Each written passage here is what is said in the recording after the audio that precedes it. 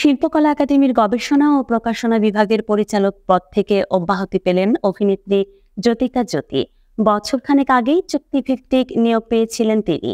তবে চুক্তির মেয়াদ শেষ হওয়ার আগেই সেটি বাতিল করে প্রজ্ঞাপন জারি করেছে অন্তর্বর্তী সরকার। এরই মধ্যে দিয়ে নিজের প্রথম সরকারি চাকরি অধ্যায়ের ইতি টানলেন এই অভিনেত্রী। বিস্তারিত নাহিদা নিসার রিপোর্টে। অভিনেত্রী জ্যোতিকা জ্যোতিকে বাংলাদেশ শিল্পকলা একাডেমির গবেষণা ও প্রকাশনা বিভাগের পরিচালকের পদ থেকে অব্যাহতি দেওয়া হয়েছে।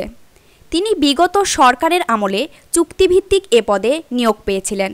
চুক্তির মেয়াদ শেষ হওয়ার আগেই তার নিয়োগ বাতিল করেছে জনপ্রশাসন মন্ত্রণালয়। 30 সেপ্টেম্বর প্রকাশিত জনপ্রশাসন মন্ত্রণালয়ের জ্যেষ্ঠ সহকারী সচিব নীলুফার ইয়াসমিন স্বাক্ষরিত এক প্রজ্ঞাপনের মাধ্যমে এ তথ্য জানানো হয়। প্রজ্ঞাপনে জ্যোতি ছাড়াও চুক্তিভিত্তিক আরও 4 জন পরিচালককে অব্যাহতি দেওয়া হয়েছে। জ্যোতিকা জ্যোতি বিষয়টি তার সোশ্যাল মিডিয়ায় ভক্তদের সঙ্গে শেয়ার করেছেন। স্ট্যাটাসে এই অভিনেত্রী লেখেন, এক প্রজ্ঞাপনের মধ্য দিয়ে শেষ হলো আমার প্রথম সরকারি চাকরি। বর্তমান অন্তর্বর্তী সরকার আমার চাকরির মেয়াদ থাকার পরও আমাকে দায়িত্ব থেকে অব্যাহতি দিয়েছে। 1 অক্টোবর থেকে বাংলাদেশ শিল্পকলা একাডেমির পরিচালক পদের দায়িত্বে আমি আর নেই। লেখক, গবেষক, প্রকাশকদের অনুরোধ থাকলো আপনারা সরাসরি বিভাগে যোগাযোগ করবেন।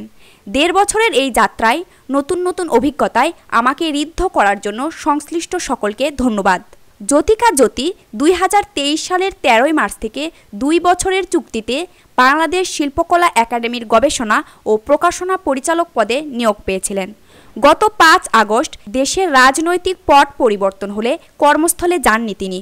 তবে সম্প্রতি শিল্পকলায় নতুন মহাপরিচালক হিসেবে সৈয়দ জামিল আহমেদের নিয়োগের পর 17 সেপ্টেম্বর কর্মস্থলে গিয়েছিলেন এ অভিনেত্রী।